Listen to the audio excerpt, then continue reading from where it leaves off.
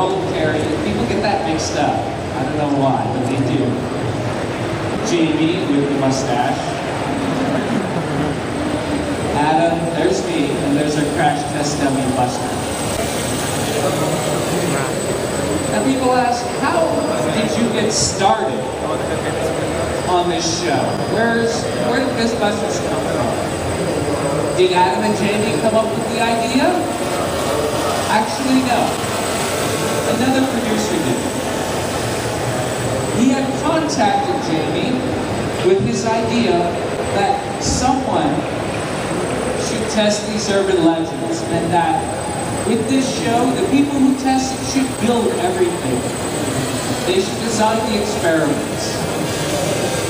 And so he knew that he needed a very special type of person to do this.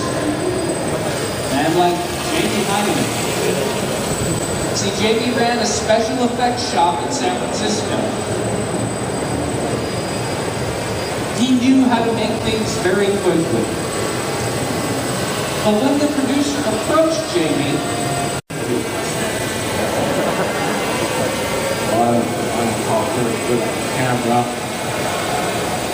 but I have a friend who does, and that's how Adam Savage took the team. See, Adam and I used to work together at Industrial Light and Magic. He was the kind of guy that we do is where driving in a car and there's a chase, and then they come to a cliff. They're like, and they stop right at the edge of the cliff. The car's about to go over, but it's kind of balanced. And then a bird comes and lands right on the hood. And they're like, no, no, no, no, no, no. And then it goes right over. Turns out it is not possible to do that with a regular car. And in fact, if you've got even a limousine, we tried it several ways. If you've got a limousine, it's very difficult, just with the weight of one bird. So I built a turkey chandelier, a thing that held 49 turkeys, and I dropped them on the roof, on the hood of the car, one by one. It took several hundred pounds of turkeys to make the limousine go over the edge. It did eventually go over, but the weight of one bird, not going to happen. Can you cut down a tree using a machine gun? Yes, you can. But it has to be a very big machine gun. 6-barrel Gatling gun, as a matter of fact. Let's see, I got a couple others here. Oh yeah. 1, 2, 3. How do you catch a greased pig? It's very difficult to catch a greased pig. I don't know, any of you have tried to catch a greased pig? It's tough. So we came up with our own way, our own solution. My solution was to make a set of claws that were pneumatic, so you could grab really quick. I was going to grab the pig around the knee joint. It would have worked out great, except I didn't make the arms long enough. So I still had to go chase the pig around, and I got very tired doing it, but eventually I caught him. Can you change in a phone booth like a superhero? This is just an excuse to make us look stupid. It really is. That's okay, because that's what we're paid to do sometimes. But yeah, it takes a little while to change in a phone booth, so you probably don't want to do it that often. And then, of course, the Jado rocket car, which we tried once and didn't work. Second time we tried it, the car exploded on the ramp. And the third time we tried it, it just didn't work. I'm sorry, we gave it our best shot. We put rockets on the car and tried to make it fly, and I'm sorry, it doesn't work. Okay, now to the meat of the presentation. Beginning. So, I started out, unlike Tori, Carrie, Adam, and Jamie, I actually have a science background. Adam has a degree in Russian, Jamie has a degree, Jamie has a degree in Russian, Adam has a high school diploma, and Tori and Carrie have degrees in cinema, in movies. I have a degree in electrical engineering. So I wasn't sure what to do. But as it turns out, it was a really good decision. And that's how I joined Industrial Light Management. Now, I put this in here for a reason. I was working at THX. I had a full-time job. And my friend said, come and work with us. So I had this tremendous opportunity.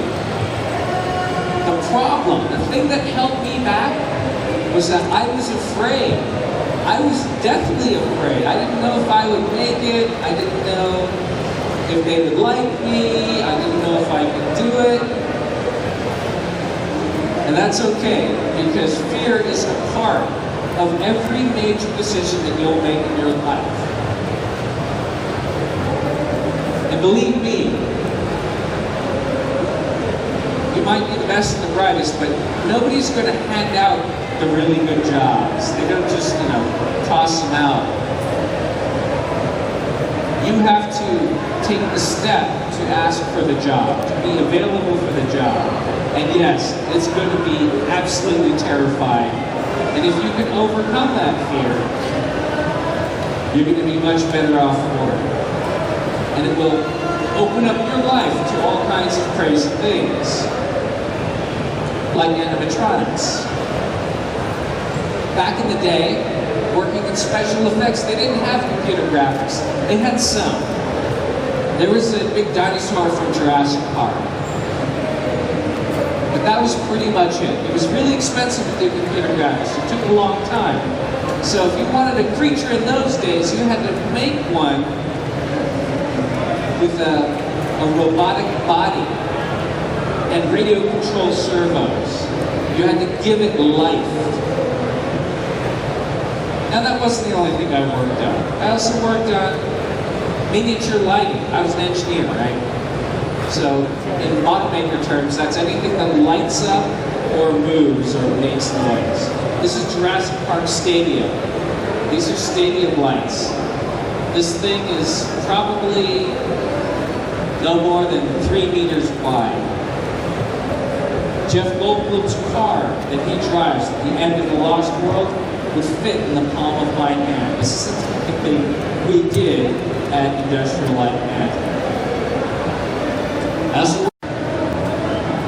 And I also worked in Star Wars, Episode 1. This is the Federation battleship. This is a young Grant and a young Tori Belleci. Look at these kids. Long before Mythbusters. It's not the ears, it's the minds. Trade Federation Hangar, Star Wars Episode 2, Voodoo House City, Star Wars Episode 3, and it's just my filmography of things that I've been credited for. There are a lot of other jobs that I worked on, like The Mummy Returns, Pearl Harbor, things that I worked maybe a day or two on. I didn't really get credit for.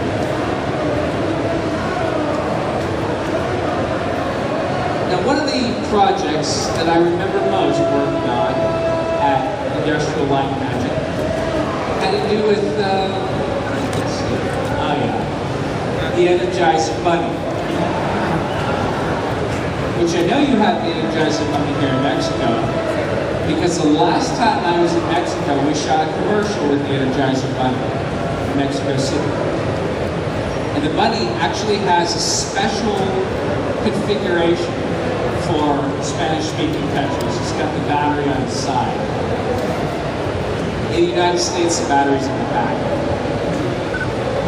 This is another situation where my boss came in and said, I know that you're pretty good with animatronics. Do you think you can do this? And I wasn't really sure if I could do it at the time, but I said yes anyway. And I made sure to learn what I needed to learn in order to finish the job. Here's how it went down. Every battery company spent millions of dollars on their mascot, this pink bunny that beats a drum and twirls the sticks. They had a dispute with the guy who built the original bunnies. It's no big deal. I mean, people have disputes all the time. Except with this particular one, he owned the bunnies. And so when they had their dispute, he left and took the bunnies with him. One of them actually showed up on eBay about 5 or 10 years ago. It's pretty crazy. I almost bought it, but I decided not to.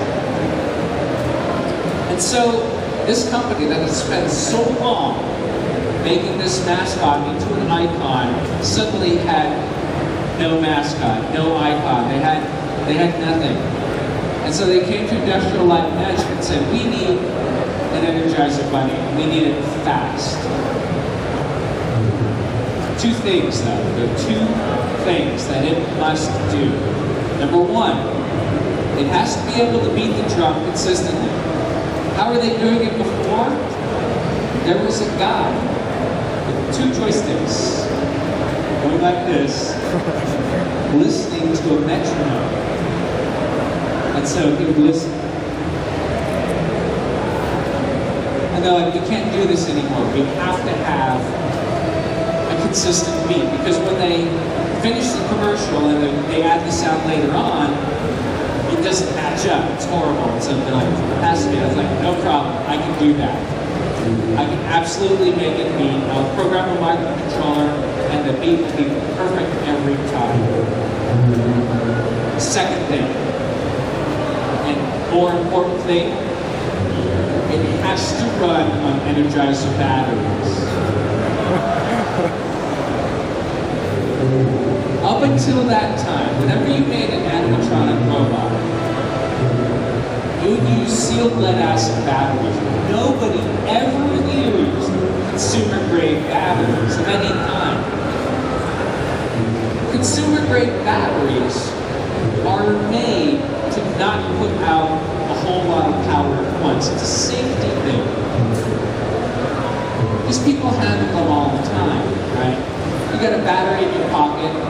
If you short it out on your keys, you don't want to cause your pants to explode in flames.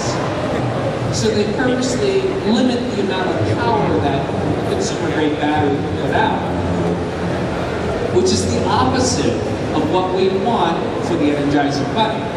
If you're running around this robot, that robot has 17 servos that function all at once, plus 2 very hungry drive motors. It needs power. How am I going to make this use Energizer batteries? Solution? Well, you kind of have to get creative. They didn't say how many batteries I had to use,